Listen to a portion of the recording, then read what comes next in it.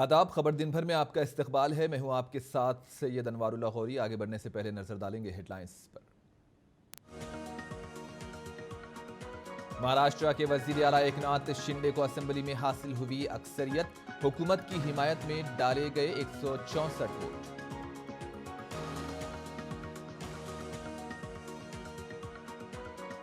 महाराष्ट्र की शिंदे हुकूमत नहीं चलेगी ज्यादा दिन, एनसीपी सुप्रीमो शरद पवार का बयान।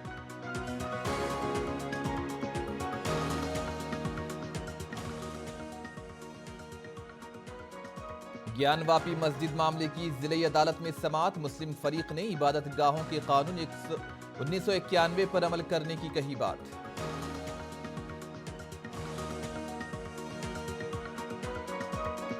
वजीर आजम नरेंद्र मोदी आंध्र प्रदेश के दौरे पर। अल्लूरी सीतारामराजू के 30 फीट ऊंचे मुजस्समे की नकाब कुशाई।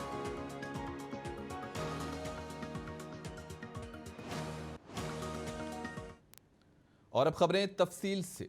वाराणसी में ज्ञानवापी मस्जिद श्रृंगार गौरी मंदिर तनाजे पर आज दोपहर 2 बजे समाअत शुरू हुई। केस की मेरिट पर समाअत डिस्ट्रिक्ट जज डॉक्टर अजय कुमार विश्वेश की अदालत में हुई। मुस्लिम फरीक की जानिब से एडवोकेट अभयनाथ ने तकरीबन 47 मिनट तक अपने दलाइल पेश किए। उन्होंने 1669 के तारीखी हक़ाइक़ कानूनी इश्यूज़ पर मुदल्लल बहस की, जबकि इस मामले में हिंदू फरीक की जानिब से एडवोकेट विष्णु और हरिशंकर पैरवी कर रहे हैं। कमरे अदालत में सिर्फ 40 अफराद को दाखिले की इजाज़त दी गई, जबकि अदालत के बाहर काफ़ी हुजूम देखा गया। अंजुमन इंतजामिया मस्जिद कमेटी का दावा है कि ज्ञानवापी कैंपस पर इबादतगाहों के कानून 1991 लागू होंगे, यानी मुल्क की आज़ादी के दिन मजहबी मकामात की जो हालत थी वो जूं की तूं बरकरार रहेगी। हिंदू फरीक की खवातीन का दावा है कि ज्ञानवापी में ये कानून लागू नहीं होगा। तो वहीं मुल्क की आज़ादी के बाद साल 1991 तक मां श्रृंगार गौरी की पूजा की जाती थी।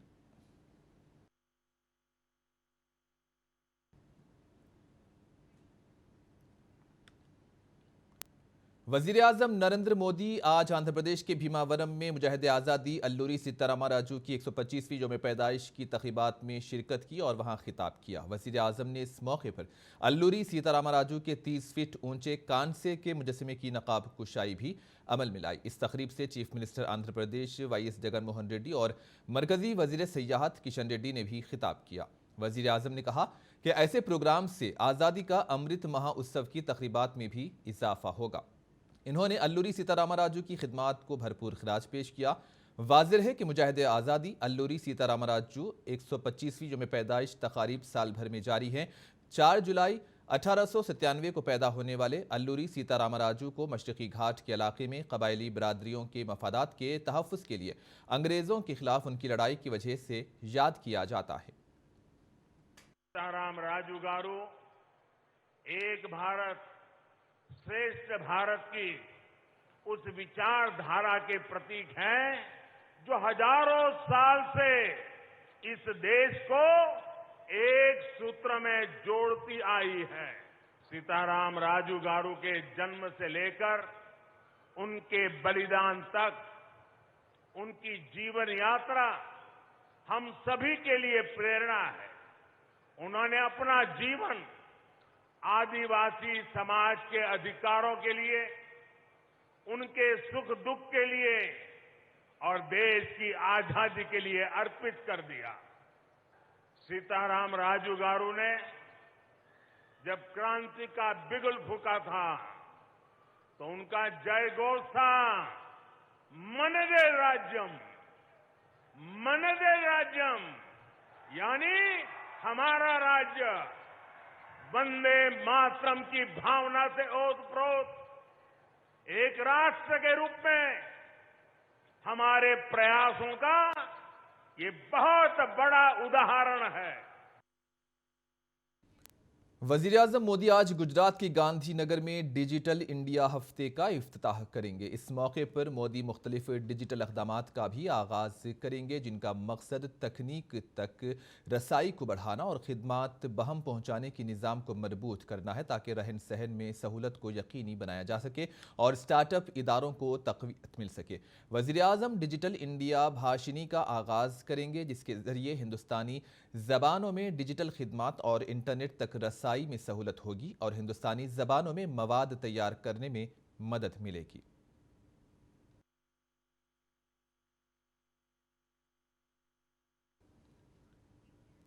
त्रिपुरा के वजीर आला मानिक साहा ने पीर को राज्यसभा के रुकन के ओहदे से इस्तीफा दे दिया है। साहा, जिन्होंने हाल ही में टाउन बारदोवाली सीट से असेंबली के ज़िमनी इंतखाब में कामयाबी हासिल की, ने यहां राज्यसभा के चेयरमैन एम वेंकैया नायडू को अपना इस्तीफा पेश किया।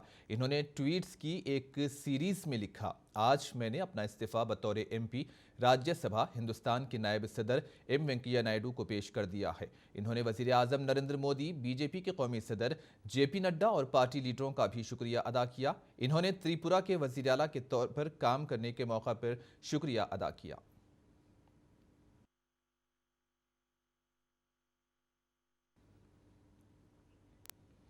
बीजेपी के कौमी सदर जेपी नड्डा की सदारत में पीर को नोवाटल होटल में पार्टी ऑर्गेनाइजिंग सेक्रेटरियों की मीटिंग मुनक्किद हुई।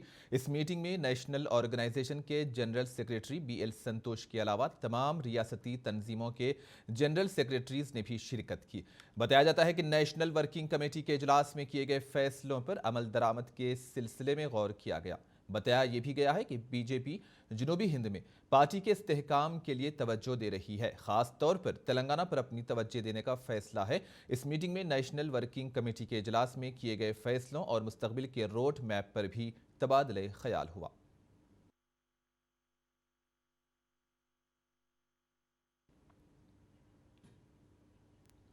महाराष्ट्र में 14 दिनों से जारी सियासी बहरान के दरमियान एनसीपी सरबराह शरद पवार ने मुंबई में पार्टी अरकान असेंबली की मीटिंग में कहा कि एकनाथ शिंदे की हुकूमत ज्यादा दिन तक नहीं चलेगी और सिर्फ 6 माह में ही गिर जाएगी, इसलिए सबको वस्त मुद्दती इंतखाबात की तैयारी करनी चाहिए।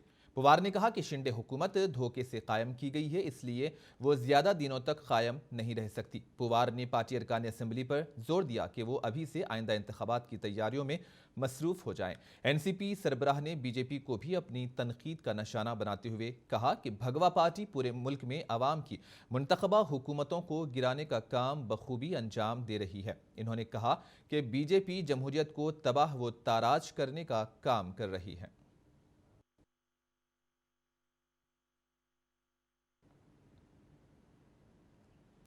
महाराष्ट्र की एकनाथ शिंदे हुकूमत ने फ्लोर टेस्ट में अक्सरियत साबित कर दी है। हुकूमत की हिमायत में 164 वोट डाले गए। महाराष्ट्र असेंबली फिलहाल 287 एमएलए हैं और हुकूमत बनाने के लिए 144 वोटों की ज़रूरत थी। ताहम आज सिर्फ 275 अरकान ने ही वोटिंग में हिस्सा लिया। वोटिंग के दौरान कांग्रेस के अशोक चौहान के बशमूल 5 अरकान असेंबली घर से गायब रहे।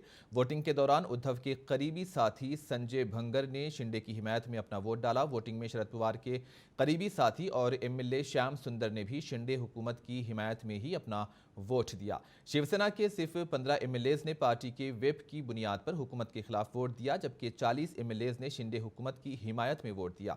इतना ही नहीं, इसी दौरान उद्धव ठाकरे की शिवसेना भी पहले से कमजोर नजर आई।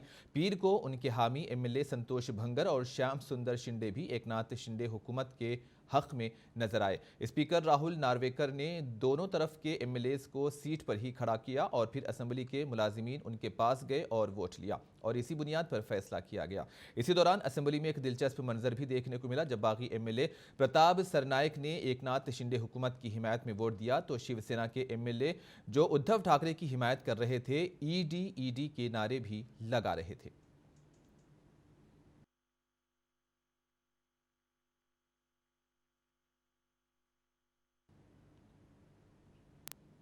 महाराष्ट्र में हुकूमत गंवाने और चीफ मिनिस्टर का ओहदा जाने के बाद शिवसेना के सरबराह उद्धव ठाकरे ने आज एक और बड़ा फैसला लिया। साबिक चीफ मिनिस्टर ने एनसीपी लीडर और साबिक नायब वजीर आला अजित पवार को अपोजिशन का लीडर मुंतखब किया है। शिवसेना के पास अब महज 15 एमएलएस ही बचे हैं, जबकि एनसीपी और कांग्रेस इसके बरखिलाफ बेहतर मौक़िफ़ में हैं। इसलिए उद्धव ने अपोजिशन लीडर का ओहदा नवाब मलिक को सौंप दिया। आज असेंबली में फ्लोर टेस्ट के दौरान उद्धव के करीबी साथी संजय भंगर ने शिंदे की हिमायत में अपना वोट डाला। वोटिंग में शरद पवार के करीबी साथी और एमएलए श्याम सुंदर ने भी शिंदे हुकूमत की हिमायत की। शिवसेना के सिर्फ 15 एमएलएस ने पार्टी के व्हिप की बुनियाद पर हुकूमत के खिलाफ वोट दिया, जबकि 40 एमएलएस ने शिंदे हुकूमत की हिमायत में वोट दिया।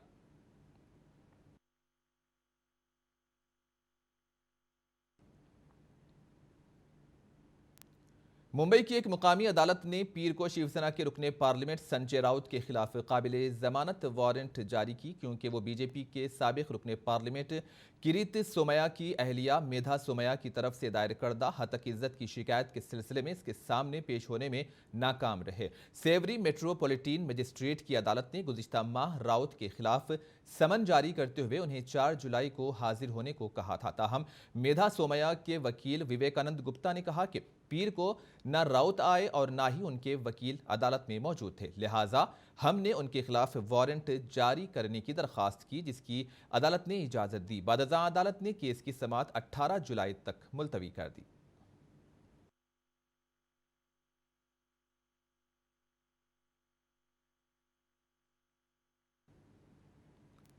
मगरबी बंगाल की वज़ीर आला ममता बनर्जी ने वज़ीर आज़म मोदी की क़ियादत वाली मरकजी हुकूमत को अपनी तनकीद का निशाना बनाया। ममता बनर्जी ने कहा कि महाराष्ट्र में उद्धव ठाकरे की हुकूमत का गैर जमहूरी तरीके से तख्ता उलट दिया गया। इन्होंने इल्ज़ाम लगाया कि बीजेपी ताकत और इख्तिदार का गलत इस्तेमाल करते हुए अवाम के जरिए मुंतखब किए गए हुकूमतों को बेदखल कर रही है। ममता ने कहा कि मुल्क की आवाम ने आने वाले इंतखाबात में मोदी हुकूमत का खात्मा करेंगे। और एक न्यूज़ चैनल से बात करते हुए ममता बनर्जी ने तबसरा भी किया कि उन्होंने कभी भी ऐसी हुकूमत नहीं देखी जो ताकत का गलत इस्तेमाल करती हो। बिहार के साबिक वज़ीर आला और आरजेडी सरबराह लालू प्रसाद यादव को आज सुबह 4 बजे पटना के पारस अस्पताल में दाखिल कराया गया। इतवार के रोज़ वो तवाज़ुन खोने की वजह से अपने घर में गिर गए थे। इसके बाद से उनकी हालत ख़राब हो गई थी। गिरने से लालू प्रसाद यादव को कंधे की हड्डी में मामूली फ्रैक्चर हुआ। ख़ानदानी ज़राए के मुताबिक इतवार की रात लालू प्रसाद यादव की तबीयत अचानक ख़राब हो गई थी। इसके बाद उन्हें इलाज के लिए अस्पताल ले जाया गया। लालू प्रसाद यादव को उनके छोटे बेटे और बिहार कानून साज असेंबली में अपोजिशन लीडर तेजस्वी यादव खुद अस्पताल लेकर पहुंचे।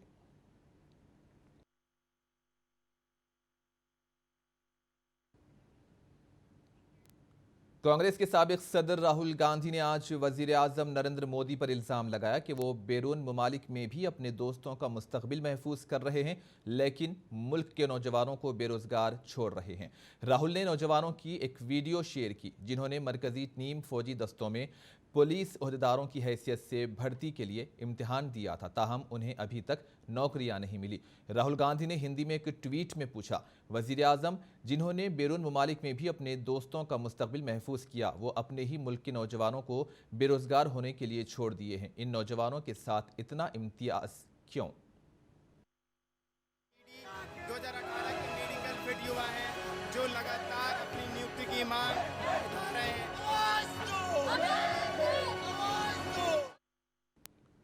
हुकूमत अग्निपथ स्कीम के तहत भर्ती होने वाले फौजियों के लिए तिब्बी तहफ़्फ़ुज़ात को इदारा जाती बनाने पर गौर कर रही है, ताकि ये यकीनी बनाया जा सके कि ड्यूटी के दौरान ज़ख्मी होने वालों को 4 साल बाद भी मदद मिले। पुरानी स्कीम के तहत भर्ती होने वाले फौजियों को साबिक फौजियों की सेहत स्कीम के अलावा armed forces medical service network से ताहयात कोर किया जाता था। सीनियर हुक्काम ने बताया कि इस मामले पर बातचीत जारी है। कोई भी अग्निवीर जो ड्यूटी के दौरान जख्मी होता है तो इसका ख्याल रखा जाएगा। इन्होंने मजीद कहा कि इसमें कोई शक नहीं है कि हमने उनकी देखभाल करेंगे और इस बात को यकीनी बनाएंगे कि उन्हें बेहतरीन मुमकिना देखभाल मिले। सर्विस के दौरान जख्मी होने की सूरत में 15 से 44 लाख रुपए तक एक मुश्त अदा करने का भी इंतजाम है।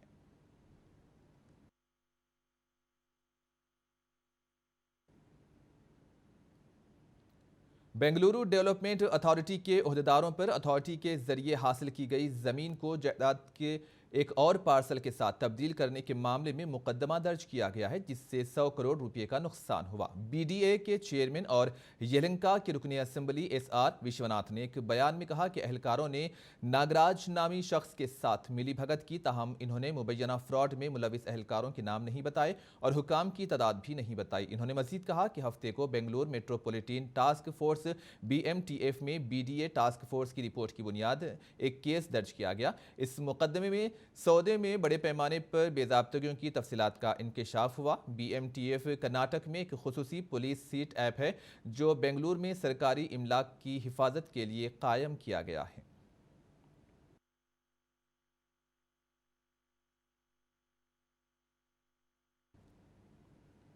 दिल्ली पुलिस की स्पेशल टीम ने पंजाबी गुलकार सिद्धू मूसेवाला के कत्ल में मुलविस एक और शूटर को गिरफ्तार किया, जिसकी शिनाख्त अंकित सरसाकी की हैसियत से की गई है। सरसाकी के साथ गोल्डी ब्रादर गैंग से ताल्लुक रखने वाले 2 दीगर इंतहाई मतलूब मुजरिमों को दिल्ली स्पेशल सेल पुलिस ने हिरासत में लिया। वाज़ेह है कि पंजाबी गुलकार सिद्धू मूसेवाला का 29 मई को कत्ल किया गया था। पुलिस ने इंकशाफ किया कि सिद्धू को गोली मारने वालों में अंकित भी शामिल था। वो राजस्थान में हुए 2 कत्ल के वाक़यात में भी मुलविस है। इस मामले में 8 दीगर मुलजिमान को पहले ही गिरफ्तार किया जा चुका है।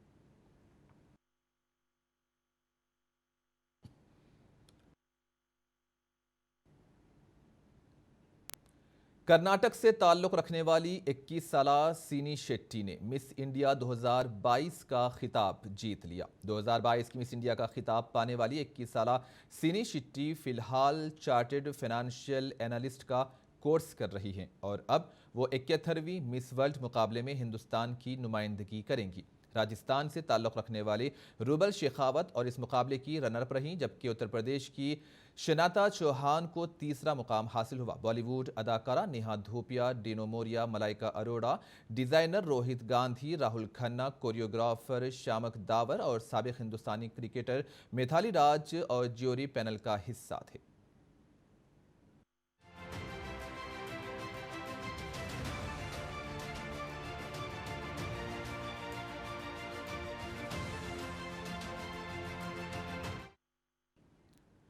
अजीम मुजाहिद आज़ादी अल्लूरी सीतारामराजू का आज 125वां योम पैदाइश है। इस मौके पर इस अजीम कायद को दोनों तेलुगु रियासतों में भरपूर खिराज पेश किया जा रहा है। TRS के कारगुजार सदर और IT के वजीर KT रामाराव ने मुजाहिद आज़ादी अल्लूरी सीतारामराजू को उनकी 125वीं योम पैदाइश के मौके पर भरपूर खिराज पेश किया।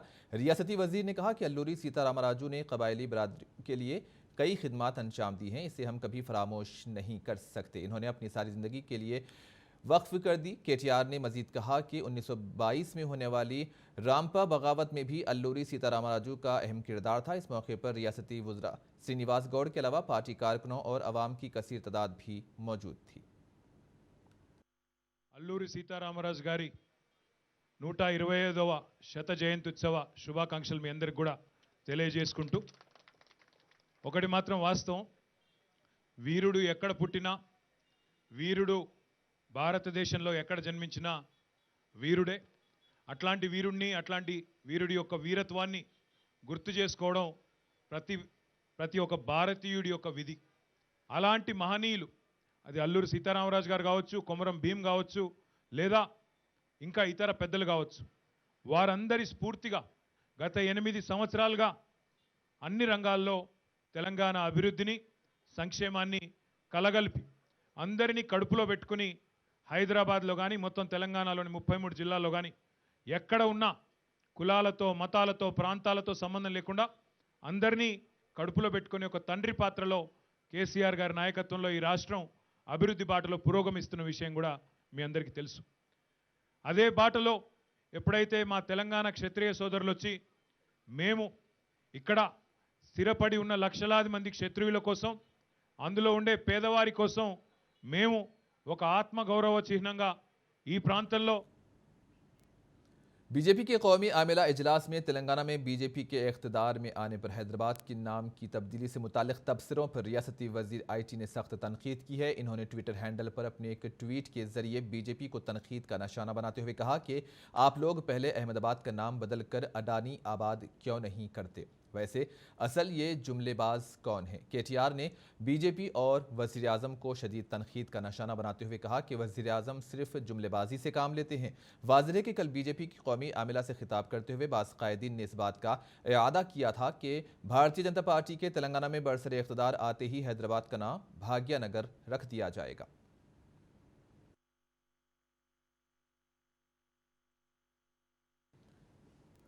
हिंदुस्तान की सबसे बड़ी मसाजिद में से एक हैदराबाद की मक्का मस्जिद में तहफ़्फ़ुज़ के काम इंतहाई सुस्त रवि से जारी हैं। बरकी के कामों को शुरू करने के लिए महकमा हेरिटेज और महकमे रोड्स एंड बिल्डिंग्स को माहिर अफराद की खिदमात हासिल ना होने की वजह से कामों में ताख़ीर हो रही है। रियासती हुकूमत ने 17वीं सदी की इस अजीमुशान मस्जिद के तहफ़्फ़ुज़ के कामों के लिए 8.5 करोड़ रुपये का बजट भी मंजूर किया था। मस्जिद का काम 2017 में शुरू किया गया, लेकिन 5 साल गुजरने के बाद भी ये काम अधूरे हैं। महकमे अक़लियती बहबूद इस मनसूबे की निगरानी कर रहा है। महकमे हेरिटेज बरक़ीकारी के काम शुरू करने से कासिर है, क्योंकि इसके पास कोई तजुर्बा नहीं है। इस तरह सड़कों और इमारतों का महकमा भी पीछे हट गया। महकमे ने कहा कि ये एक तारीखी यादगार है और इस नाजुक काम को सिर्फ माहिरीन ही संभाल सकते हैं। महकमे अक़लियती बहबूद के एक सीनियर ओहदेदार ने कहा कि हमने अब महकमा हेरिटेज को आगा खान डेवलपमेंट नेटवर्क से रुजू करने की तजवीज़ दी थी, जिसे हेरिटेज यादगारों की बहाली और तहफ़्फ़ुज़ में महारत हासिल है। इस सिलसिले में बहुत जल्द आगा खान डेवलपमेंट नेटवर्क के हुक्काम से बातचीत की जाएगी।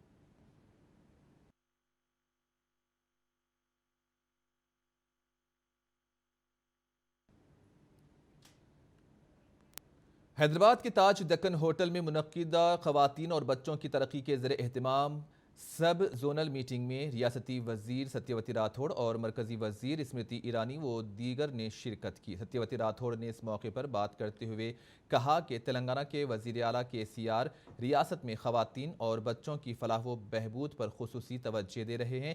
ख़वातीन की फलाह व बहबूद के लिए रियासत में कल्याण लक्ष्मी अन्नाउड़ी के केसीआर किट व दीगर स्कीमें शुरू की गई हैं। इस इजलास में मरकज़ी हुकूमत के सेक्रेटरीज आंध्र प्रदेश, तेलंगाना, लक्षद्वीप, कर्नाटक से ताल्लुक़ रखने वाले बच्चों के हुकूक़ के तहफ़्फ़ुज़ की कौमी कमीशन के अरकान और दीगर ओहदेदारों ने भी शिरकत की।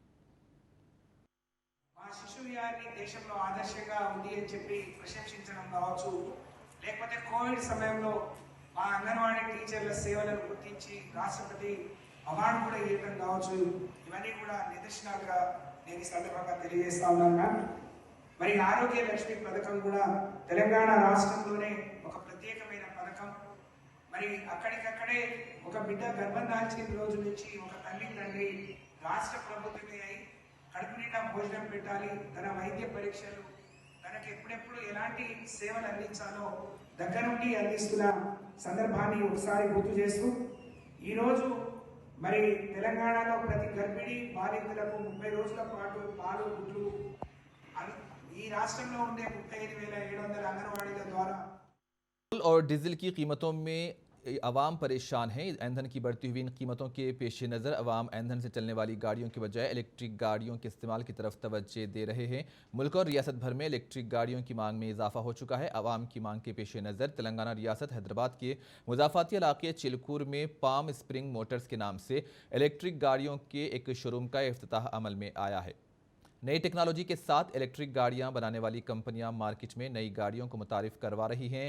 सेल्वी लाइन नामी कंपनी ने मुंबई में ये 2 पहिए वाली गाड़ियां तैयार की हैं। कंपनी ने कहा कि गाड़ी चलाने वालों के लिए रियासत भर के तमाम अजला में जल्द ही शोरूम दस्तयाब कराए जाएंगे। स्प्रिंग मोटर्स आध्वर्यंलो सिल्वर लाइन पवर स्टेशन्स దగ్గర నుంచి 2 వీలర్ అండ్ 3 వీలర్ ఎలక్ట్రిక్ వెహికల్స్కి డిస్ట్రిబ్యూటర్షిప్ తీసుకోవడం జరిగింది. ఈ డిస్ట్రిబ్యూషన్ అన్నది బోత్ తెలంగాణ అండ్ ఆంధ్రప్రదేశ్ రాష్ట్రాలకి సంబంధించిన డిస్ట్రిబ్యూషన్. ఇక్కడ నుంచి ఈ పామ్ స్ప్రింగ్ మోటార్స్ ఆధ్వర్యంలో సిల్వర్ లైన్ వాళ్ళ డీలర్షిప్స్ అన్ని మండల్ లెవెల్ డీలర్షిప్స్ బోత్ స్టేట్స్లలో ఇవ్వడం జరుగుతుంది. చాలా తక్కువ ఇన్వెస్ట్మెంట్ తోటి, ఒక 20 లక్షల ఇన్వెస్ట్మెంట్ తోటి నెలకి మినిమం ₹1,00,000 సంపాదించుకోగలిగే ఛాన్స్ ఈ మండల్ లెవెల్ డీలర్షిప్స్తో ఉంటుంది. చాలామంది చూస్తున్నారు ఈ వెహికల్స్ పనిచేయకపోవడం, ఎండాకాలంలో పేలిపోవడం.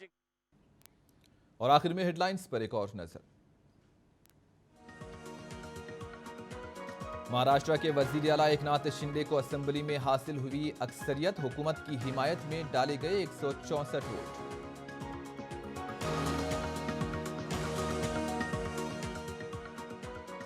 महाराष्ट्र की शिंदे हुकूमत नहीं चलेगी ज्यादा दिन, एनसीपी सुप्रीमो शरद पवार का बयान।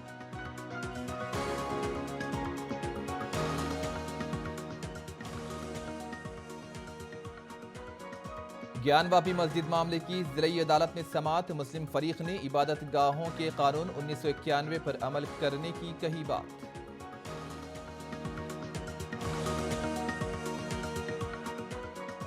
वजीर आजम मोदी आंध्र प्रदेश के दौरे पर, अल्लूरी सीतारामराजू के 30 फीट ऊंचे मुजस्समे की नकाब कुशाई।